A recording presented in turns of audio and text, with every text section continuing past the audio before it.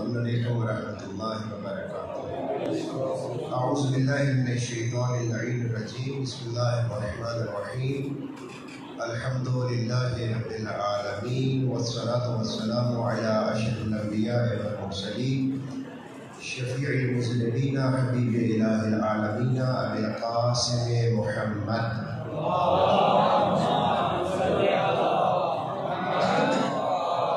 وعلى أهل بيته الطيبين الطاهرين المعصومين، لا سيما بقية الله في الأراضين، روحي وأرواح المؤمنين لتراب مقدمه الفداء، واللعنة الدائمة على أعدائهم أعداء الله من يوم عداوتهم إلى أبد الآبدين.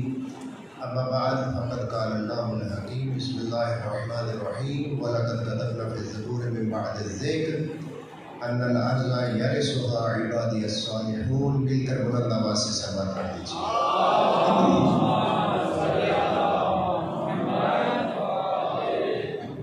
اس مرکز علمی کے بانیان جو اس دنیا میں موجود نہیں ہیں، معاونین جنہوں نے اس میں حصہ ڈالا اور آج یہ تناور درخت کی صورت میں آپ کے سامنے موجود ہے، ان سب کی بلندی درجات کے لیے شہدائے اسلام، شہدائے پشاور، ان سب کو اپنے اذہان عالیہ میں جگہ دیتے ہوئے ایک مرتبہ پھر بلند آواز سے سلوات پڑھ دیجیے۔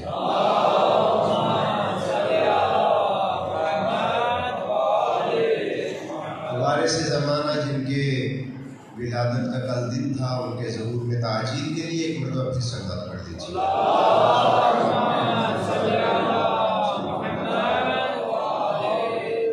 خدا بند متعال کی توفیق کے نتیجے میں آپ کی خدمت میں حاضری کا شرف حاصل ہوا۔ مدرسہ مبارکہ جعفریہ کہ جو بہت عرصے سے قائم ہے، لیکن اس کو ہمارے علم کے مطابق عروج جو ہے وہ کچھ عرصہ پہلے نصیب ہوا، جب یہاں پر ایک نئے انداز سے خدمت کا سلسلہ شروع کیا گیا، لیکن اس کی بنیادوں میں میں سمجھتا ہوں کہ وہ چند سالہ خدمت کلام امیر المؤمنین کی برکات ضرور شامل تھیں جو پہلے سے یہاں کے افراد سر انجام دے رہے تھے۔ میری مراد حضرت مولانا مقبول حسین علوی صاحب اور دیگر ان کے احباب و اعزاء اور ساتھی ہیں جنہوں نے اس کام کا بیڑا اٹھایا اور پھر ساتھ ہی ساتھ مدرسے کو بھی اپنی تحویل میں لیا، اور اس وقت یہ بلا شک و شبہ پاکستان کے بہترین مدارس میں شمار ہوتا ہے، اور نہ صرف اس کی علمی شہرت پاکستان میں ہے بلکہ پاکستان سے باہر بھی حوزات علمیہ میں یہاں کے نمائندگان بھی موجود ہیں اور یہاں کی علمی شہرت بھی موجود ہے۔ خداوند متعال ان سب افراد کی توفیقات خیر میں اضافہ فرمائے، ان کی زندگی کو مزید بابرکت فرمائے۔ اپنی ان دعاؤں کی قبولیت کے لیے ایک مرتبہ پھر سلوات پڑھ لیجیے۔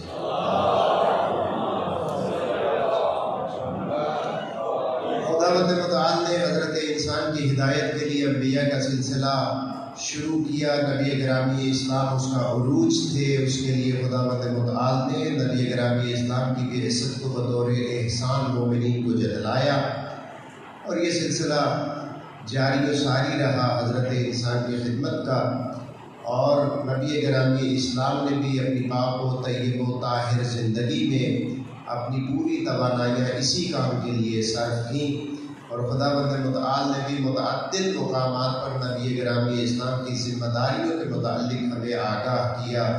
ہم نے اس رسول کو بھیجا ہے، لقد من اللہ علی المؤمنین اذ بعث فیہم رسولا۔ خداوند متعال نے یہ احسان کیا مومنین پر جب ان میں اپنے رسول کو بھیجا، من انفسہم، جو انہی میں سے تھا، جو باہر سے نہیں تھا، انہی میں سے تھا، اسے منتخب کیا، اسے بھیجا۔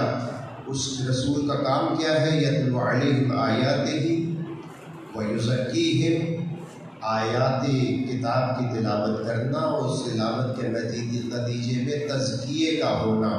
ابھی آپ سن رہے تھے روزانہ کی 10 آیات کو زندگی کا معمول بنائیے، اور پھر بتایا جا رہا تھا کہ کس طریقے سے ایک نوجوان نے 3 مرتبہ قرآن مجید کو ختم کیا، اور پھر اس سے اس کے ذہن میں سوالات پیدا ہوئے۔ یزکیہم، تلاوت کے بعد تزکیہ ہوتا ہے، تلاوت سے پہلے تزکیہ نہیں ہو سکتا۔ وَيُعَلِّمُهُمُ الْكِتَابَ وَالْحِكْمَةَ، کتاب کی تعلیم اور پھر اس سے اگلی منزل ہے حکمت کی تعلیم۔ قرآن مجید نے اپنے درجات و مدارج بتائے کہ معرفت و حکمت تک پہنچنا ہے تو تمہیں کن راستوں سے گزرنا ہوگا۔ اب ہم ظاہر ہے نبی گرامی اسلام کی بہت سی احادیث سے آشنا بھی ہیں، اور ابھی کچھ دیر پہلے خطیب یہاں پر نبی گرامی اسلام کی اس معروف حدیث کا تذکرہ فرما رہے تھے جس میں نبی گرامی اسلام نے ثقلین کی بات کی کہ میں تمہارے درمیان دو چیزیں چھوڑے جا رہا ہوں، کتاب اور اپنی عطرت اہل بیت علیہم الصلوۃ والسلام۔ اور نبی گرامی اسلام نے ان دونوں کو ہم پلہ قرار دیا، ایک جیسا قرار دیا۔ تو بس معلوم یہ ہوا کہ اگر کوئی شخص عطرت کو جاننا چاہتا ہے تو اسے قرآن کو جاننا ہوگا۔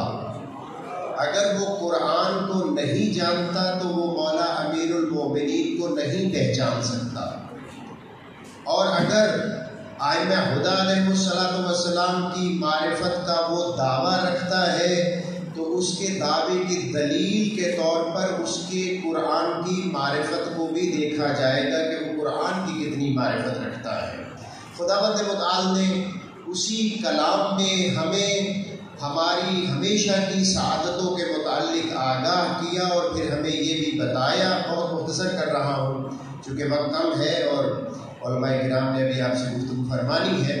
خداوند متعال نے بالکل آخری حصے میں پہنچ رہا ہوں۔ خداوند متعال نے ہمیں یہ بتلایا کہ بعثت کی نہایت کہاں پر ہوگی، اس کا نتیجہ کیا ہوگا۔ اس نتیجے کے متعلق ارشاد فرمایا ارسل رسولہ بالہدی ودین الحق نتیجہ لیظہرہ علی الدین کلہ۔ نبی گرامی اسلام کو ہدایت اور دین حق کے ساتھ اس لیے بھیجا تاکہ دین مکمل طور پر احاطہ کر لے، فقط اور فقط اسلام نظر میں آئے، فقط اور فقط اسلام ظاہر ہو اور کوئی چیز نظر میں نہ آئے۔ اب ہم دیکھتے ہیں کہ ایسا کسی بھی عرصے میں نہیں ہو سکا۔ یہ جو میں اختصار کر رہا ہوں حقیقتاً آپ کے لیے سوالات بھی چھوڑ رہا ہوں۔ کسی زمانے میں ایسا نظر نہیں آیا۔ نبی گرامی اسلام کے زمانے میں بھی لیظہرہ علی الدین کلہ کی مکمل تصویر ہمیں نظر نہیں آتی۔ اگر مکمل تصویر ہوتی تو رسول اللہ کی حیات طیبہ و طاہرہ میں کم از کم رسول اللہ پر اعتراض کرنے والے موجود نہ ہوتے، جبکہ اعتراض کرتے تھے۔ قرآن کہتا ہے اعتراض کرنے والے نے اعتراض کیا اور پھر بطور احتجاج ہم سے عذاب کا سوال کیا، سأل سائل بعذاب واقع، اور فوری طور پر عذاب آ گیا۔ اس نے حجت قائم کرنے کی کوشش کی رسول اللہ کے مقابلے میں۔ اسی طریقے کی اور بہت سی مثالیں ملتی ہیں، قلم و دوات کی مثال ملتی ہے، صلح نامے پر اعتراض کی مثال ملتی ہے، آوازوں کو بلند کرنے کی مثال ملتی ہے۔ گویا معلوم یہ ہوا کہ لیظہرہ علی الدین کلہ کی عملی تصویر موجود نہ تھی۔ اس کے لیے خداوند متعال نے سلسلے نبوت کے ساتھ اپنی حجج کو اس دنیا میں قائم رکھنے کے لیے کہ جن کی وجہ سے کائنات کا وجود ہے، سلسلہ امامت کو جاری و ساری فرمایا، اور اس کی آخری حجت حضرت ولی عصر کی صورت میں موجود ہے۔ مل کر صلوات پڑھ لیجیے محمد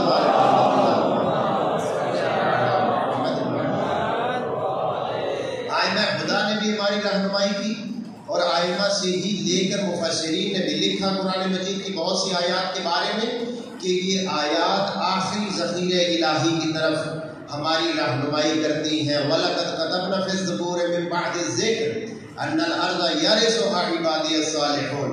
ہم نے تورات کے بعد زبور میں بھی لکھ دیا، ذکر یعنی تورات و زبور میں ہم نے یہ بات طے کر دی تھی، مکتوب کر دی تھی کہ ہم اپنی زمین کے وارث اپنے بندوں کو بنائیں گے۔ کون بندے؟ جو صالح ہوں گے۔ پہلی شرط ہمارے بندے ہوں گے، دوسری شرط وہ بندے صالح ہوں گے، عام بندے نہیں ہوں گے، ہمارے عبد ہوں گے، عبادی الصالحون۔ اسی طریقے سے حضرت مولا امیر المؤمنین علی ابن ابی طالب علیہ السلام سے ایک کلام نقل ہوا جو یہاں نازل العلامہ میں شریف رضی رحمۃ اللہ علیہ نے حکمت نمبر 209 اس جو مرکز افکار اسلامی نے نہج البلاغہ چھاپ کیا اس کی ترتیب کے مطابق 209 نمبر حکمت، وہاں پر حضرت فرماتے ہیں لا تعتفن الدنیا علینا بعد شماسها عطف الضروس علی ولدها۔ یہ بڑا حکیمانہ کلام ہے، اس کی اگر میں تفصیل میں جاؤں تو بڑا لطیف کلام ہے، بہت خوبصورت کلام ہے، حصی طور پر حضرت نے آگاہ کرنے کی کوشش کی ہے، لیکن وقت کی کمی بہرحال مانی ہے۔ حضرت فرماتے ہیں یہ دنیا اپنی تمام تر منہ زوری کے باوجود، اس کے باوجود کہ سواری نے سوار کو اپنی پشت سے نیچے گرا دیا ہے۔ سمجھ رہے ہیں حضرت اپنی مظلومیت کس طریقے سے بیان کر رہے ہیں؟ اس ساری مظلومیت کے باوجود اور اس ساری جسارت کے باوجود یہ دنیا دوبارہ ہمارے قدموں میں آ کر اپنی پیشانی رکھے گی۔ جب حضرت نے یہ کلام فرمایا تو اس کے فوراً بعد آپ سورہ مبارکہ قصص کی 5 نمبر آیت کی تلاوت کی۔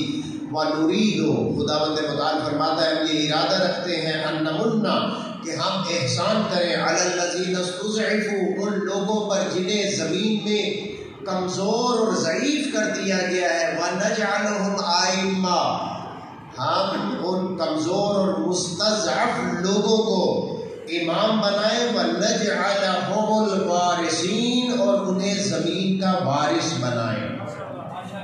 یہ خداوند متعال نے اشارہ کیا حضرت حجت کی حکومت مدینہ فاضلہ کی طرف کہ ہم ضرور بھی ضرور انہیں حاکم بنائیں گے، اور یہ تمام ادیان میں فکر مہدویت موجود ہے۔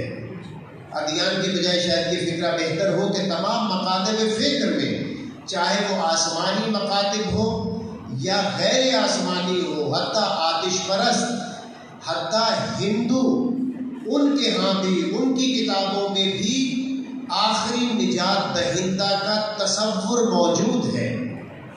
حتیٰ زرتشتیوں کی کتاب میں تو اس آخری نجات دہندہ کو ہاشم کی اولاد کے نام سے لکھا گیا ہے، اولاد ہاشم میں سے ہوگا۔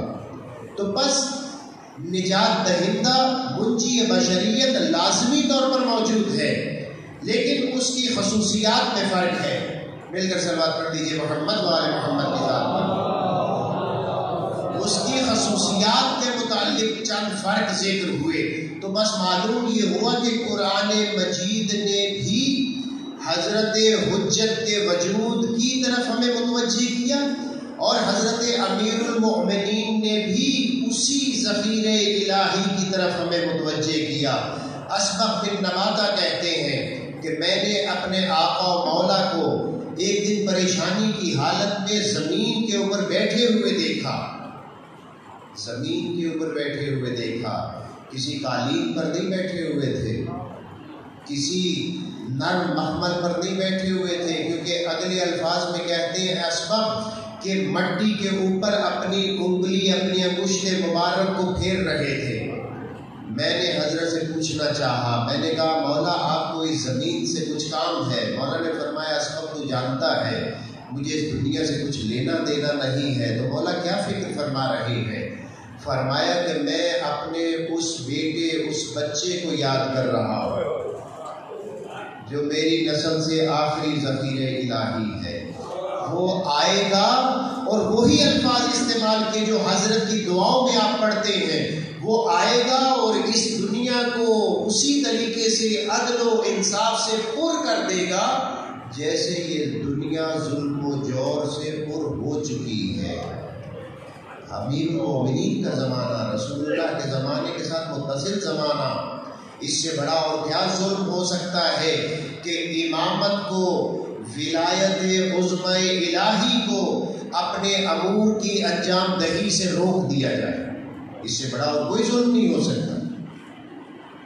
حضرت اس زمانے کی طرف اشارہ فرما رہے ہیں کہ جس زمانے میں ہم رہ رہے ہیں، بس حضرت نے اپنے چاہنے والوں کے لیے زمانے میں رہنے کے راستے بھی بتائے، اور خود حضرت حجت نے جو دعائیں نقل فرمائی اور ہمیں تعلیم فرمائی، ان میں ہمیں ہماری ذمہ داریوں کی طرف بھی آگاہ کیا۔ حضرت امیر المؤمنین علی بن ابی طالب علیہ السلام، بس آخری کلام حضرت کے ایک عامل ہیں، گورنر ہیں جو بصرہ میں ہے، عثمان ابن حنیف، اس ترتیب میں 45 نمبر خط نہج البلاغہ میں موجود ہے۔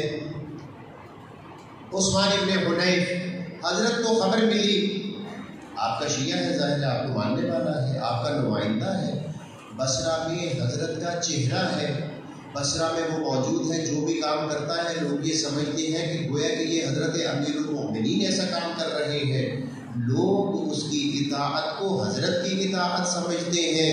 گویا کہ میں یہ آپ کی خدمت میں عرض کر رہا ہوں کہ لوگ علماء کی اطاعت کو مراجع اور امام وقت کی اطاعت سمجھتے ہیں، پھر اس ذمہ داری کی طرف متوجہ فرما رہے ہیں۔ آپ کو پتہ چلا کہ عثمان ایک بڑی دعوت میں گیا ہے جہاں کھانے پینے کے لیے بہت کچھ تھا، حضرت نے خود اس دعوت کا تذکرہ کیا اس وقت میں۔ حضرت فرماتے ہیں جب آپ کو پتہ چلا تو آپ نے ایک خط لکھا عثمان ابن حنیف کو، 45 نمبر مکتوب، یہاں مکتوبات کے دوسرے حصے میں یعنی نہج البلاغہ کے، اما بعد یا ابن حنیف قد بلغنی ان رجل من فتیۃ اہل البصرہ دعاک الی معدبہ، مجھے یہ خبر پہنچی ہے کہ اہل بصرہ میں سے ایک رئیس شخص نے تمہیں کھانے پینے کی دعوت پر بلایا ہے، فَأَسْرَعْتَ إِلَيْهَا، تو بھی بڑی سرعت سے گیا ہے۔ جیسے ہم بعض دعوتوں پر جاتے ہیں نا، جیسے ہمارے زمانے میں MLA کی دعوت کہتے ہیں، تو بھی بڑی جلدی سے وہاں پر گیا ہے۔ پھر حضرت اس میں فرماتے ہیں، وقت تقریباً تمام ہو چکا، حضرت فرماتے ہیں کہ وہ ایسی دعوت تھی جس دعوت میں غریبوں کا داخلہ بند تھا، جس دعوت میں غریبوں کا داخلہ بند تھا، بڑے بڑے پیالے تمہارے آگے رکھے گئے تھے، مجھے امید نہیں تھی کہ تم میرا نمائندہ ہوتے ہوئے اس قسم کی دعوت کو قبول کرے گا، مجھے یہ امید نہیں تھی۔ پھر آپ فرماتے ہیں لیکن تم نے اس دعوت کو قبول کر دیا جس میں فقیر اور نادار لوگوں کو دھتکار دیا گیا تھا، پیچھے کر دیا گیا تھا۔ پھر آپ نے فرمایا کہ جو لقمے تم چباتے ہو ان لقموں کو دیکھ لیا کرو کہ کہیں وہ مشتبہ تو نہیں ہے، لقمے وہ ٹھیک ہیں، شبہات سے پاک ہیں، پاکیزہ غذا کھا رہے ہو۔ پھر آپ نے فرمایا جو میں اصل میں آپ کی خدمت میں اپنے لیے پیش کرنا چاہ رہا تھا، حضرت نے فرمایا ان لکل معموم امام، انسان دو حالت سے خالی نہیں ہے، یا وہ امام ہے یا امام کی ابتدا کرنے والا معموم ہے۔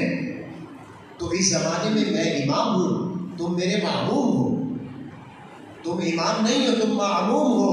جب تم معموم ہو تو تیری ذمہ داری، میری ذمہ داری، آپ کی ذمہ داری کیا ہے؟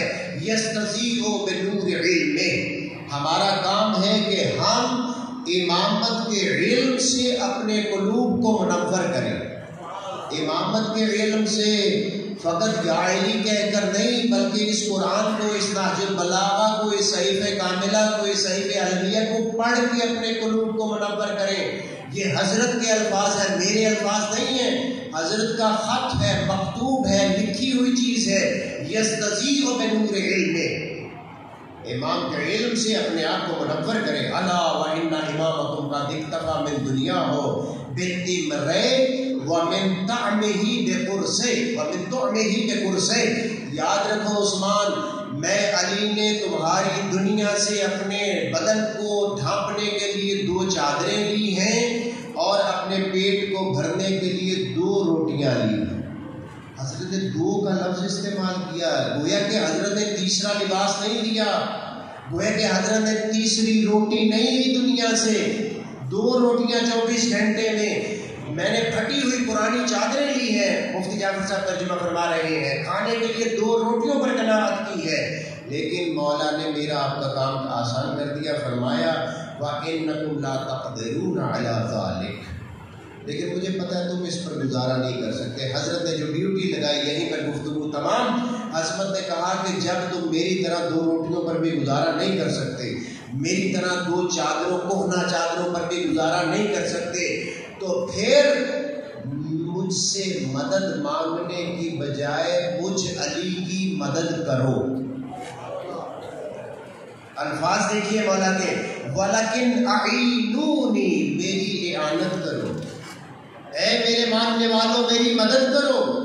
امیر المومنین فرما رہے ہیں میرے ماننے والوں میری مدد کرو۔ کیا مدد؟ 4 چیزیں، بِوَرْعٍ وَاجْتِهَادٍ، پرہیزگاری کے ذریعے سے میری مدد کرو، کوشش اور زحمت کے ذریعے سے، وہ کوشش اور زحمت جو تمہیں اللہ کے قریب لے کر جائے اس کے ذریعے سے میری مدد کرو، وَعِفَّةٍ وَصِدَاقٍ، اپنی پاک دامنی کے ذریعے سے میری مدد کرو، اور ہمیشہ صدق کلام کے ذریعے سے میری مدد کرو۔